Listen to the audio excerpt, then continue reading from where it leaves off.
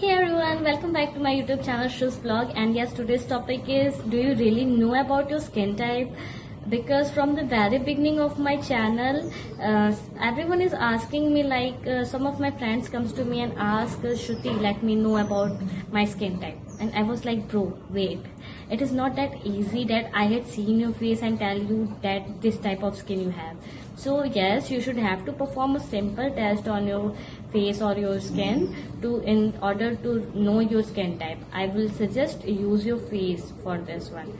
Okay, so yes, let's get started and watch the video till the end to know the complete process. Step number 1, the face wash test. So in this you have just to wash your face with a cleanser or a face wash to remove oil and dirt from your skin in order to clean your skin.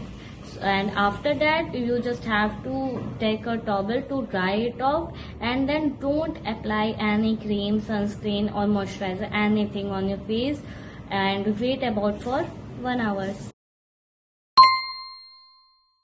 Step 2, observe your skin. Now check your skin, how it feels after 1 hour after washing your face.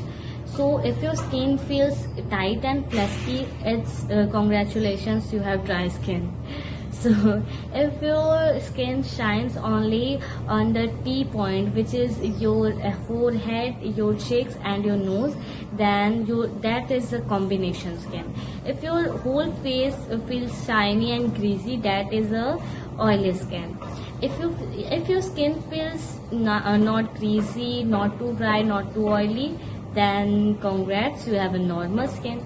If you notice redness, itching or irritation, you may have sensitive skin. Okay, this is the simple way to know about your skin type. It's time for a bonus step. So want to double check your skin? Just use a tissue paper or blotting paper on your face after 1 hour. And if you apply tissue paper on your face and your tissue paper is dry, your skin is a dry skin type.